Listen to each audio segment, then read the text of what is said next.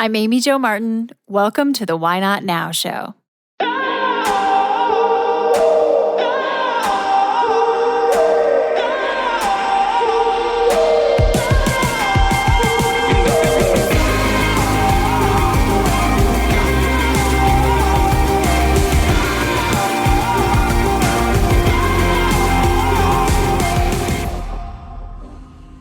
You know that thing you've been thinking about doing? Yeah, that one. Why not now? Have you ever actually taken the time to ask yourself, what's stopping me? Let's talk it through. This is your chance to give that idea the attention it deserves and take action. Each episode, I have a chat with a fascinating person, from entrepreneurs to athletes, celebrities, my parents, rocket scientists, and all walks of life. We talk through a critical time when they've asked themselves, why not now? We dissect that day or even that moment, step by step.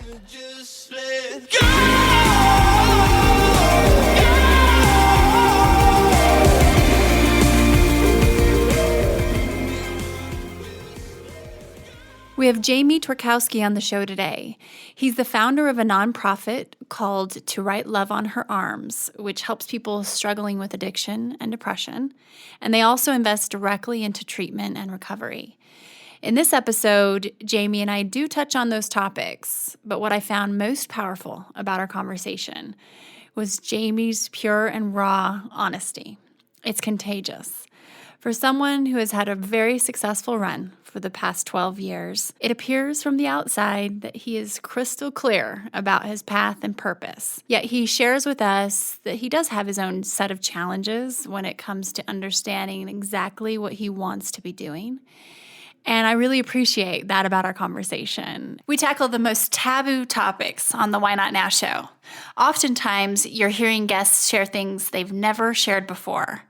In the spirit of things we don't typically talk about, you should know that the Why Not Now show is supported by Poo-Pourri. Yep, the original before you go toilet spray. It's magic. My friends at Poo-Pourri have literally taken the smell out of you-know-what. This pure blend of essential oils stops bathroom odor before it begins. Visit poopourri.com, and Why Not Now listeners get 20% off with code Why Not Now? That's all one word. Also, you can now get Poo-Pourri at Target. Jamie, welcome to the show. How are you doing today? I'm doing really well. We just had our big annual event, which we call Heavy and Light, in Orlando last weekend, and took the day off yesterday, and I'm excited to be talking to you. Nice. I'm excited as well. And let's hop in. Can you tell me about a time when you had a big decision to make and you had to ask yourself, why not now? And we will dive in and talk through how you navigated from idea to action. Definitely. It is really the story or the moment of when To Write Love on Her Arms, I had to make the decision if I wanted to really pursue it in terms of this thing that started as a story and an attempt to help a friend. There was a lot of momentum and excitement in a very short time. And then it very quickly led to the question, what is this supposed to become? And I ended up leaving what I thought was my dream job as a sales rep for the clothing company Hurley. I ended up quitting that job to go all in on pursuing To Write Love on Her Arms, becoming a nonprofit organization. And that was back in 2006. And so this was huge. You're leaving a completely different industry and what you thought was your path and dream job. You're 26, that's right? And then you Yes. Just, here you're going. You didn't necessarily have any nonprofit experience, did you? Oh, no, not at all. And that's what I love, and I'd love to dive into a little bit because you just went for it.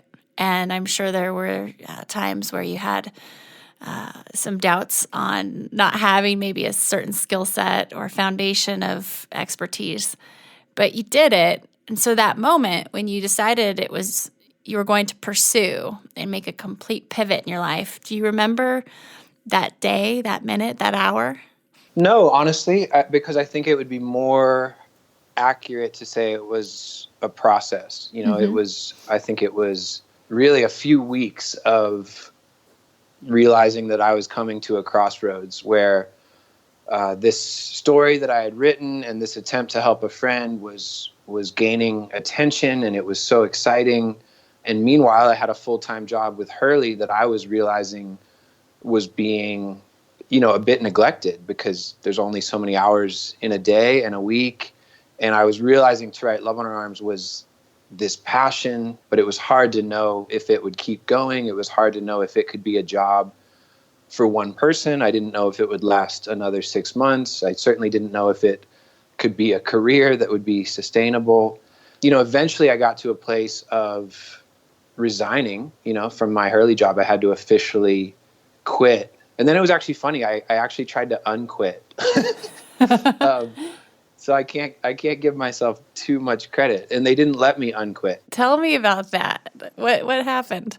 I think I just got cold feet. I made really good money with Hurley, and I actually was hoping that they would kind of support me, almost like they would sponsor me in this new life, that they would kind of support me as I followed my dreams.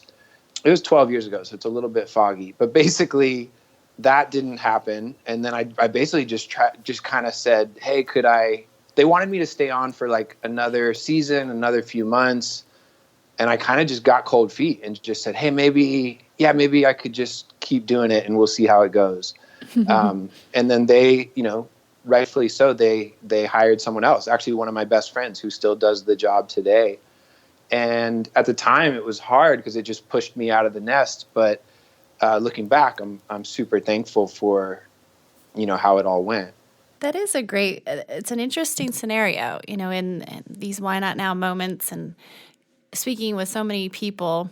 This hasn't come up very often, but I know the tendency and desire of maybe wanting to have one foot in and one foot out and being a little safe about it is so natural. But the fact that you kind of tried to unquit and you're willing to, that you remember that and share that, it's a very normal, natural type of thing. And I see myself doing that sometimes, whether not necessarily career lately, but when I'm wanting to make a decision, if I'm not pretty clear and I don't make a clear path in a certain direction, it kind of feels like the universe is going to start throwing things my way to confuse me more, if that makes sense. And maybe it's all in my head, but when you finally did feel like you were out on your own and this was happening, it does become more real, doesn't it? Oh, definitely. The simplest part of it was just I had an income for 4 years from Hurley, and I made enough money where like I didn't have to worry about like just finances. And then all of a sudden I just let that go and bet on this thing that at the time was a story, a MySpace page, and selling T-shirts online, and the hope that it could become a nonprofit and that it could stick around, because there was a lot of interest, but we all see things come and go. We see trends that go away, and so there was, it was just a really scary moment. And even people close to me questioned it. Kind of said, "Hey, you're giving up a lot. Are you sure about this?"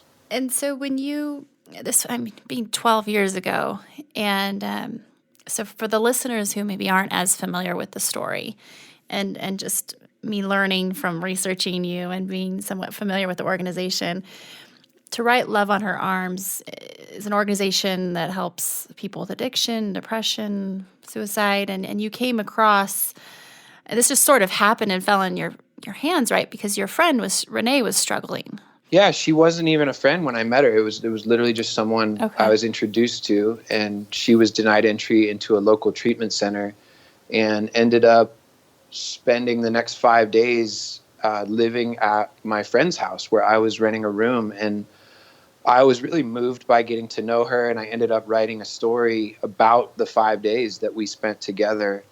And that story was given the title To Write Love on Her Arms. And then I posted it as a blog on MySpace. And then I started selling t-shirts as a way to help pay for her treatment. And essentially everything was met with this really incredible response. I guess you could say that both the story and the shirts went viral.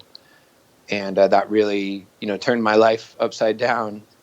Yeah, that was back in the spring of 2006. You're looking at that time and place versus now, and the fact that 12 years ago, even now, there's enough of a stigma, and there still isn't enough discussion around these topics of addiction, depression, suicide. Yet 12 years ago, there was a lot less, right? So this craving that you saw, for people to want to read, to learn, and just consume and understand different stories, starting with Renee's, had to have been, a bit of an aha, but it was still 12 years ago. And the fact that you had that vision and you've been at this for 12 years, what's different now about the conversation?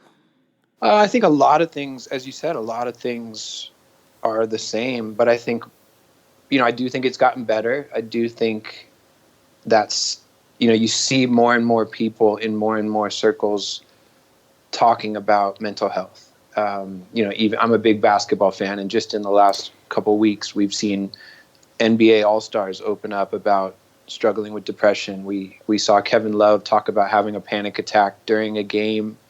And, we continue to see that honesty is contagious. And I think that's really what happened going back to the very beginning. I don't even think it was so much that people wanted to consume stories. I think so many people related to Renee's story because it mirrored their story. And there was just such a need for people to not be alone and to be honest, and ultimately people in need of hope and help. And I think Renee telling her story gave other people permission to be honest about what they were going through. I definitely think it's gotten better. And then with that, I think there's a long way to go. As you said, it's still something that a lot of people are uncomfortable talking about. There's a statistic I came across years ago, which is just the simple reality that 2 out of 3 people who struggle with depression never get help for it. And so, quite simply, that means the majority of people who deal with depression deal with it alone. And that really continues to make me aware of the problem. It's not as simple as funding treatment. It's not, I think so much of our sweet spot and where we focus is trying to change that 2 out of 3 number. Wow. So as you look at, and you're a voice of authority in this space, you've been at it for a long time, you have a very unique perspective. As you look at the 2006 versus 2018, do you feel like there's been a change in the volume of people that are suffering from depression, let's just say, to single out depression? Or is it the same, as just there's more awareness? Has there, you know what I'm saying? So has there been a shift in the scenario in terms of the amount of people, or is it just being discussed more? I really believe that it's being discussed more. It's such a hard thing to quantify and measure because so many people don't report it or don't ask for help or may not even identify it, as depression. Obviously the problem of pain has been around as long as people have been around in terms of, grief and loss. And, I don't think mental health is something new.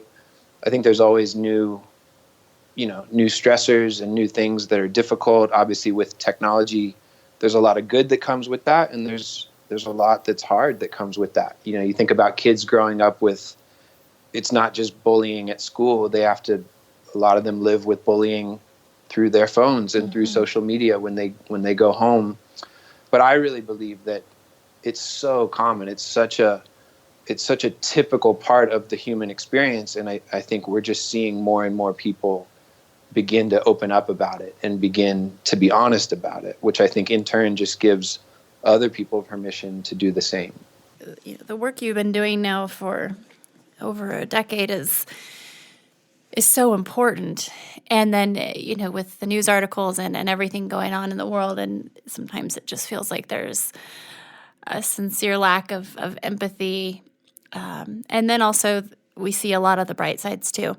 But do you ever get fatigued? I mean, you've been at this and having this conversation for a long time, before it really came on the scene, if you will. How do you get fatigued? I'm someone who struggles with depression, and a couple of things come to mind. One, I'm probably most fatigued or feel the weight of my own stuff, my own life, my own depression, the things I wish were different in my life. And then the second thing, the weight of everything we do, all the conversations we have, the messages we read and respond to, now falls on a team of, a staff of 15, and there's always 6 or 7 interns who are with us full time for a semester. So it was way harder back when it was just me, when I was the only one reading all of these messages and responding. Like, that was not a sustainable system, but I think it feels so much healthier now. So there are moments where I feel exhausted. I might go speak at a college and, meet a bunch of people after the event and hear their stories and be exhausted at the end of that day or at the end of that night. But overall, I think it feels so much healthier now because, we and I have figured out that the solution is not Jamie being the hero. We're constantly trying to serve as a bridge back to resources in the places where people live. So we want to be, and even I want to be a part of the process. But really what we're saying is, hey, to any person who's struggling, you deserve a support system where you live, and you deserve professional help where you live. And a lot of people want me to be the solution, or they want me to hear their story. And I understand that, but I try to tell people, hey, you actually deserve better than that. You actually deserve more than what I can offer. And I think I've also just learned the value of self-care. I've had to learn how to turn it off. We were going to do this podcast yesterday, and I told you I needed a day off. I really respect that too, by the way. And I needed one too, so it worked out great. But no, it's true. I was just going to say, like 6 or 8 years ago, I may not have said that, because I think it's easy to be ambitious and to think that we have to get everything done and we have to chase every opportunity as quickly as possible. And I think now I'm a lot more interested in something that is healthy and sustainable. Yeah, sustainability. As I'm listening to you, it's great to hear that that's your strategy, not only for the work that you're doing, but also yourself. And that's yesterday when I was researching you, and I was also trying to take a bit of a day off, yet part of my brain was saying, no, you shouldn't be doing this for whatever reason, feeling guilty about it. But I've just had a really big couple of days and a lot of travel. And I was looking at your Instagram posts and, how you can fall down that hole, but it was actually a really positive experience of reading this. And then I click over to this person, and it was, I don't know if you posted it or if it was your friend who you've done a podcast with, but it was your friend. They said, they just admitted they were drained. They were exhausted, and they needed to just take a time out for a day or two. I think they were going on vacation with their partner, and I took it as permission. And here, we forget someone who's constantly talking about self-care and has been through the absolute, burnout before. It's like I still have to remind myself on a daily basis, like, it's okay. You need to refuel. So I really appreciated that. But one of the posts that I saw on Instagram that you had made recently, the beginning of March, was that you had gone on another person's podcast, and I don't think it's aired yet because I looked for it. And you said you had talked about a sabbatical that you went on recently, and you were really kind of asking yourself, what do I want?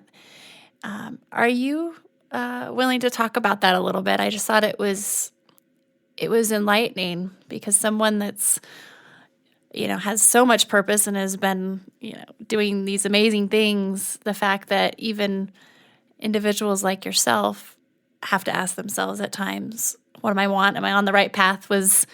I think it's really encouraging to people. Oh, definitely. Yeah. So It's actually my second sabbatical, and I joke that I've had one for good behavior and one for bad behavior. And what I mean by that was the first one kind of felt like a reward, and it's something that we've built into, it's something that we offer everyone on our staff is the chance to rest and reflect every so often. And so I think when I hit the 7-year mark, I was given that opportunity to take a sabbatical, which was amazing. And then I wasn't due for another one, but it was kind of, our leadership sat me down and just said, hey, you seem really unhappy. You seem really uninspired. And we think you should take a break. We think you should consider going back to counseling. And more than anything, we think you should tell us what you want. So I did. I took, I don't even know, I guess maybe 6 or 7 weeks off and went back to counseling. And at first that was once a week, and it ended up pretty quickly becoming twice a week. And long story short, at the end of that time, decided I really wanted to have some freedom and separation and independence from the organization. Not entirely. So I still get to be involved. Obviously I'll always be the founder, but today my role looks a lot more like an ambassador.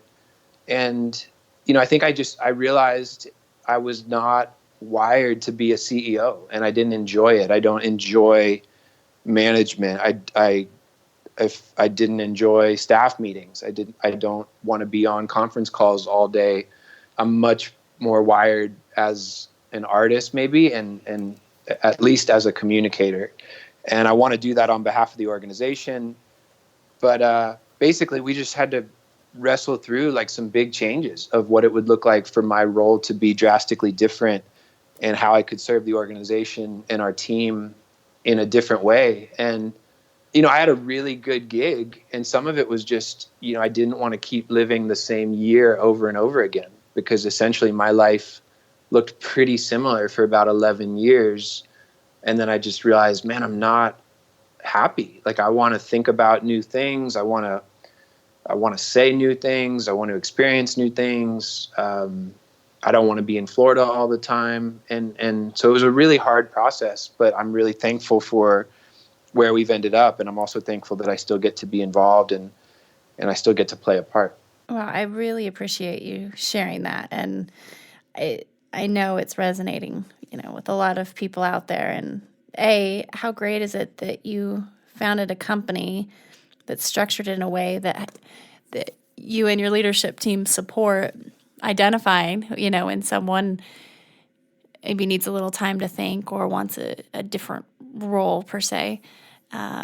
You founded that. And so you created this situation for yourself to be able to have these opportunities to do a bit of a self-audit. But then we have a lot of entrepreneurs that listen to this show, and aspiring entrepreneurs too. I think it's really just powerful to hear you be very candid about this, because I went through the same thing myself when I had a company for about 7 years, and I don't enjoy that role. I was the founder, but it came to a point to where that daily management and just wasn't necessarily where I'm uniquely qualified to be, and that's okay. And most entrepreneurs aren't, they're two different roles. And so we grow. And how are you doing now? I'm doing really well with it. So that was last summer, or maybe like late spring, early summer, that I took a break. And in addition to counseling, I met with a bunch of people that I look up to. And oddly enough, most of them live in California. And I was able to put together a couple of days of just these one-on-one meetings, meals or coffee, just sitting with guys I respect and just kind of spilling my guts and asking them what they thought. And then coming out of that, we, officially made these changes and shared it with the team. And then it was actually really cool. Our biggest campaign of the year is for World Suicide Prevention Day, which is every year, September 10th. And I was able to play a really significant part. I actually joked that I was working more than ever once I went to part-time hours, just because it was such a busy moment. But yeah, I can't speak for everyone, but I now, like, I'm not expected to be at the office 5 days a week, and I go, I try to be intentional about going for certain meetings, and then I'll also just go to say hello and cheer everyone on, and go have lunch with people on the team. And I just feel like a lot of it was just resetting those expectations, and it's also just given me some freedom to have space in my life and to travel a little bit, and to pursue some other things. So I'm really thankful, and I think I'm now in a season of trying to figure out, I wanted all this freedom, and it's kind of like, what do I want to do with that freedom? I feel like I was moving, or am moving, toward trying to figure out how I want my life to be structured. And I feel like I'm still trying to see that through, and kind of see what's next, No, absolutely. That's it. Quite the process, but it's also when you mentioned you went through this period of time where you met with people that you really looked up to and respected, and it's like you had a little personal board of directors, and we all need those, even if it's informal, of course, just to have those people who your best interest is all they have in mind. It's not an investor, not a donor or a partner or client. It's someone that truly is all they care about is your well-being, and that's really cool. Was there anything else you did during your sabbatical that you found was really helpful, even if it didn't read a lot, I did read a lot, journaling, or who knows, surfing?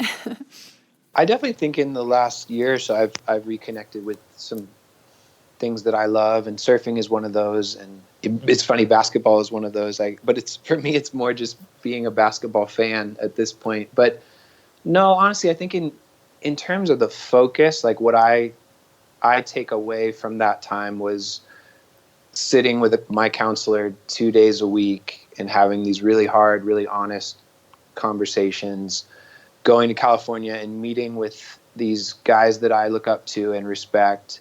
And it's not even, not all of their advice was identical, so then you come home and you have to make sense of all the different things you heard, and figure out what rings true and what feels right. And then there were also some really hard conversations with our leadership, so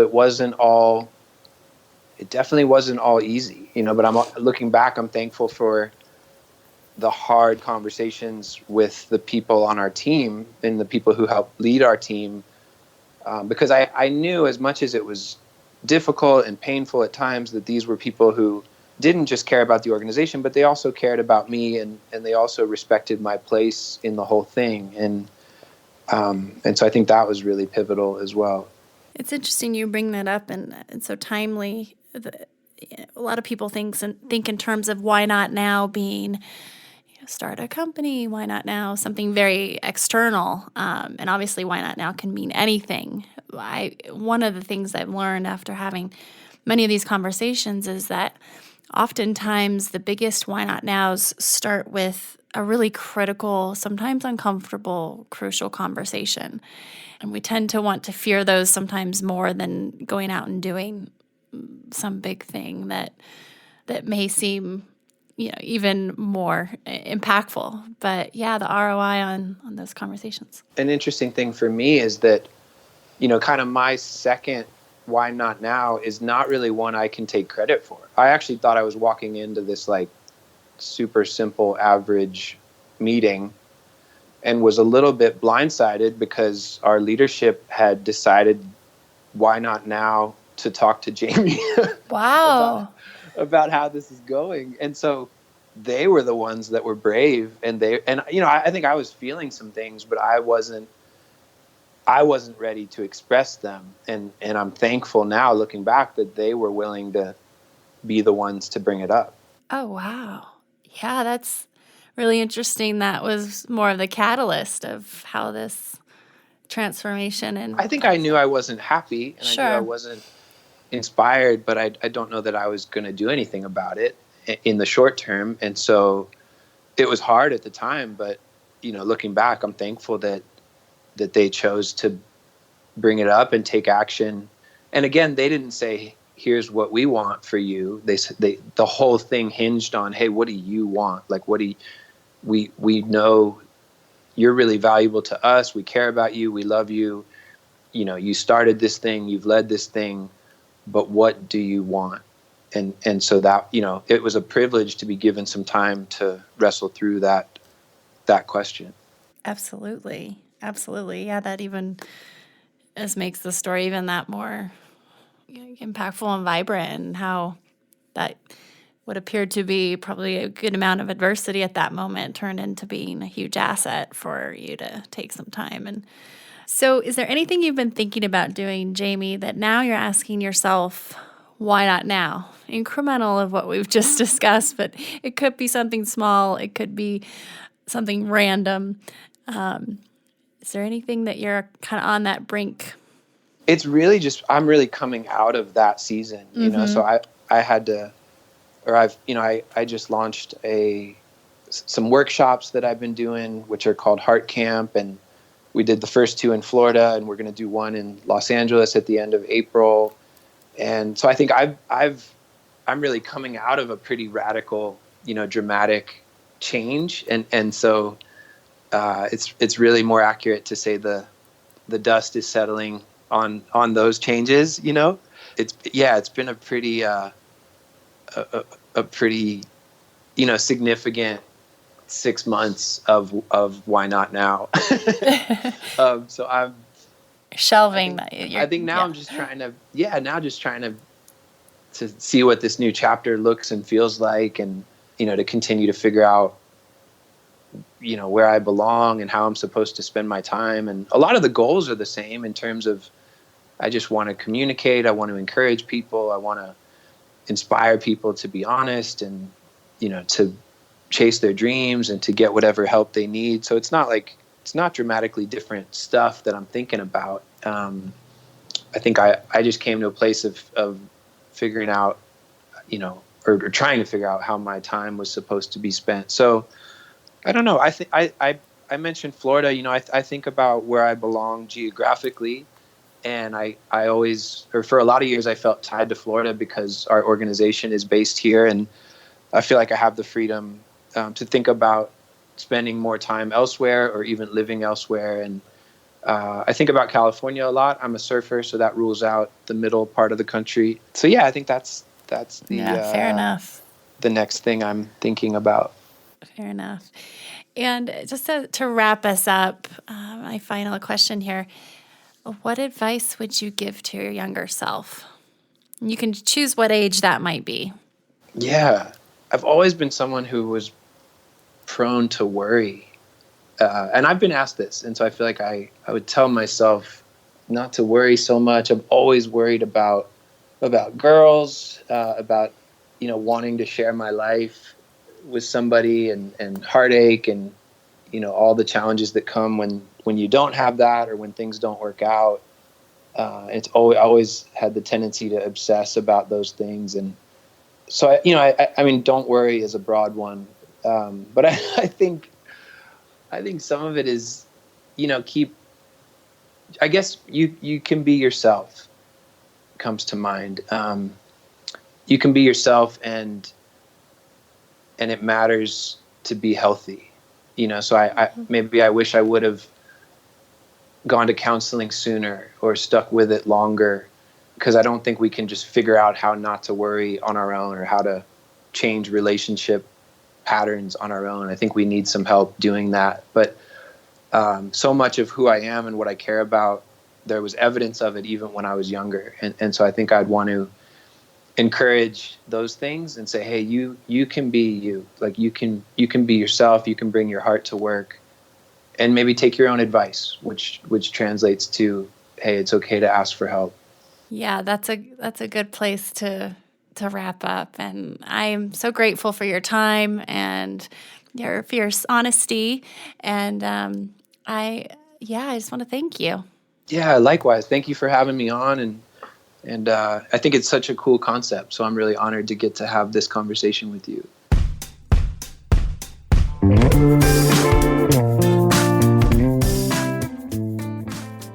Hey everyone. Thanks for listening to the show.